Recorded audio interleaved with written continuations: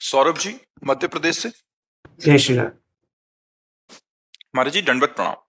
महाराज जी, आपने प्रवचनों में कई बार इसकी चर्चा की है कि भगवान अपने आप से अपने आप में ही लीला करते हैं।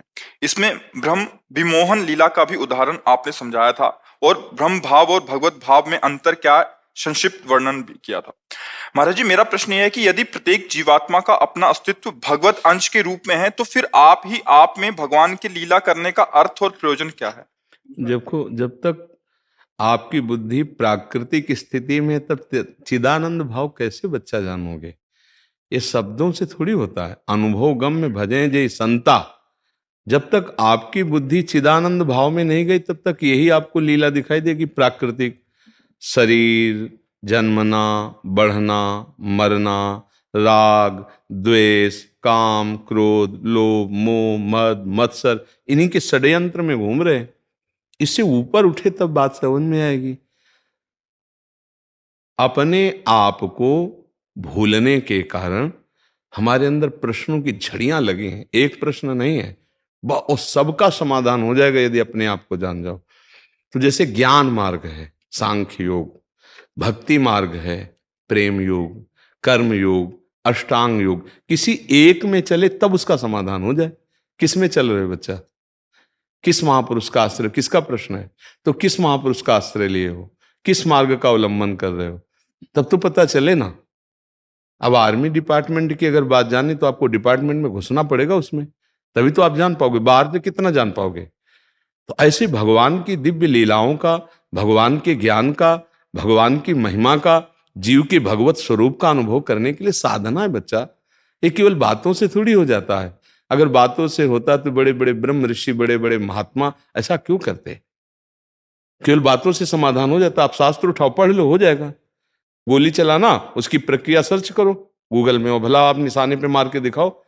जब तक किसी के नीचे आप काम नहीं करोगे, तब तक परफेक्ट निशानेबाज नहीं बनोगे। ऐसे ही आप परफेक्ट भगवत तत्व के ज्ञाता तब तक नहीं बनोगे जब तक किसी महापुरुष का अवलंबन नहीं लिया। किसका आश्रय लिए हो? केवल बुद्धि का। और बुद्धि कितना जानती है वो आपको भी नहीं जानती है। आप अपने को जानते हो क्या बच्चा? ईमानदारी से बताओ, अपने को जानते हो तुम? थ्योरी के रूप में जानते हैं, पर तो बच्चा उस थ्योरी से क्या, हाँ, थ्योरी से क्या मतलब कि हम पूरा हलवा बनाने का ज्ञान रखते लेकिन कभी बना के खाया नहीं, तो उससे बच्चा मतलब क्या रहा फिर? थ्योरिकल ज्ञान तो बहुत हो रहा है, बहुत प्रवचन हो रहे हैं, बहुत बातें हो रही, बड़ी फर्राटेदार हो रही हैं, लेकिन जरा काम वेदना को सह के दिखाओ। क्रोध पर विजय प्राप्त करो, लोभ पर विजय प्राप्त करो, मद पर विजय प्राप्त करो, तब तो जान पाओगे कि तुम क्या हो। केवल बातें तो फर्राटेदार शास्त्र की कंठस्थ करके बोली जाती, पढ़े लिखे लोग हैं, समझ रहे हो? तो हमें लगता है कि नाम जपना शुरू करो और अंदर से गुरु तत्व भगवान का आश्रय लो। जैसे ज्ञान मार्ग में ना, तो इसे मानी हुई संख्या कहते हैं। मानी हुई संख्या से सवाल हल हो जाएगा। भक्ति मार्ग में इसे ही सत्य मानते हैं। अपना विस्मरण हो जाना और आराध्य देव के स्मरण में तन्मय हो जाना, ये भक्ति है। सब कुछ विस्मरण हो जाना, अपने आप में स्थित हो जाना, ज्ञान है। किसी एक मार्ग का अवलंबन ले तब तो समझ में आवे। तो पहले किसी गुरु का वर्ण करो यदि भगवान को जानना चाहते हो। प्रणिपातेन च प्रश्नया, उनके साष्टांग दंडवत करके उनको वर्ण करो कि मेरे ब्रह्म आप हो। अब सोई जाने जे देव जनाई, तो हम उनको ब्रह्म रूप माना और वो अपने जनाने का मार्ग दिए, तो बिना किसी तर्क विवाद के वो हम करने लगे जो आदेश किया, आप पहुंच जाओगे जहां पहुंचना है। अब ऐसे बच्चा जो अनिर्वचनीय है उसका कैसे वर्णन किया जा सकता है? कई बार हमने कहा जैसे हम आपको एक पेड़ा पवाएं, पूछें आपसे कि कैसा है, तो आप कहोगे मीठा है। कितना मीठा है? बहुत मीठा है। इसके आगे पूछेंगे नहीं बहुत मीठा कैसा है, तो आपका उत्तर क्या होगा? खा के देख लीजिए। आएगा ना? आएगा। जब एक प्राकृतिक वस्तु के स्वाद का आप वर्णन करने में असमर्थ हैं, दो शब्द के बाद तीसरा नहीं बोल सकते हैं, बहुत मीठा के बाद फिर आप नहीं बोल सकते हैं, ऐसे ही ये तो प्राकृतिक है। वो अप्राकृतिक चिदानंद जहां मन और बुद्धि की पहुंच नहीं है, बिना आराधना के तुम कैसे उसे जान सकते हो? आराधना करने पर क्या मन बुद्धि पहुंच जाती? नहीं, वो मन बुद्धि में आ जाता है जिसकी हम आराधना करते हैं, जिसका हम चिंतन करते हैं। अभी हम चिंतन करते हैं देह का, भोगों का, तो हमारे सामने वो परमात्मा देह और भोग के रूप में दिखाई दे रहा है।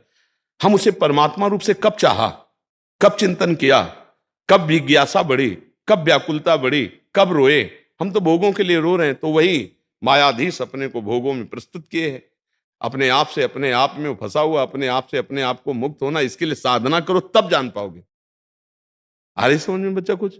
बिना महर्षि, ये जैसे आप कह रहे हैं कि अनुभव, जैसे आप महापुरुषों ने अनुभव किया है इस चीज का, महर्षि क्या हमारी इतनी मान्यताएं दृढ़ हो चुकी हैं, हम उसी मान्यताओं में के आंकलन में इन सब जो आप चर्चाएं करते हैं देखो, उसी में जो शब्द का उसे समझो। जब किसी महापुरुष के पास हम जाते हैं, कुछ जानने जाते हैं, तो हमारी पहले उस पर श्रद्धा होती है, उसके वचनों पर विश्वास होता है, उसकी आज्ञा का पालन करते हैं। तो हमारी जो भ्रमात्मक मान्यताएं हैं, जब हम मार्ग में चलेंगे तो अपने आप नष्ट हो जाएंगी, क्योंकि उनकी सत्ता नहीं है। अब चलो ना, हम कह रहे हैं आपसे, आप नाम जप कीजिए, आप सत आचरण कीजिए, आप बुरे आचरणों को, बुरे भोजन को, बुरे संग को त्यागिए।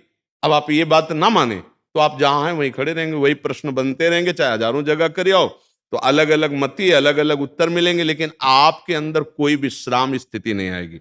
और कोई प्रश्न ना करो, राधा राधा राधा राधा, और सच्चे आचरण करो जो शास्त्र कहता है, उसे भगवद अर्पित कर दो। कोई आहार बुरा नहीं, कोई संग बुरा नहीं, कोई आचरण बुरा नहीं, कोई प्रश्न नहीं रह जाएगा। अपने आप आनंद की अनुभूति होने लगेगी, अपने आप परमार्थ जागृत हो जाएगा, अपने आप आपको दिखाई देने लगेगा। जो संत जन बोलते हैं वो आपकी समझ में नहीं आता, वो आपकी समझ में आने लगेगा। पर चलना पड़ेगा। ये तर्क विवाद का विषय नहीं है, ये श्रद्धा और विश्वास का विषय है, और चलने पर इसकी अनुभूति होती है बच्चा। ठीक है? तो हाँ, किसी महापुरुष का अनुगमन करो। महापुरुष जिसमें जा रहे हैं उस मार्ग में हम जाएं तो हमें वही बात अनुभव में आएगी, अन्यथा नहीं आएगी। जैसे अपने को कहा जाए कि जेब काट लो, तो नहीं काट पाएंगे। और इतनी सफाई से जेब काट लेते हैं कि पास खड़े हैं और हमें पता भी नहीं चला मोबाइल गायब हो गया और वो निकल गए। उन्होंने ट्रेनिंग ली है, अपने गुरुजनों से ट्रेनिंग ली है। नहीं, उनके भी गुरुजन है, नहीं ट्रेनिंग ली कि कितनी सफाई से काटना है। अब अपने लोग नहीं काट पाएंगे। जब साधारण क्रियाओं के लिए गुरु का वर्ण किया जाता है, तब हम परमार्थ की उस अव्यक्त सत्ता को, चैतन्य घन जिसने अनंत ब्रह्मांड एक सेकंड में रच दिए, उसको जानने के लिए हम अपनी बुद्धि से तो हम अपने को नहीं जान सकते, परमात्मा की तो बात जाने दो। ये केवल प्राकृतिक वस्तुओं का बोध कराती है, प्राकृतिक शरीरों का बोध कराती है। इस यंत्र में ताकत नहीं। जब आराधना करते हैं और परमात्मा इस बुद्धि में प्रकाशित होता है, तब परमात्मा बुद्धि से परमात्मा ज्ञान होता है। सोई जाने जी देव जनाई, वो जनाने के लिए हमारी बुद्धि में बैठ जाते हैं। अब बोले ये तो नहीं बोले, तो साक्षात भगवान बोल रहे हैं। क्या हुआ?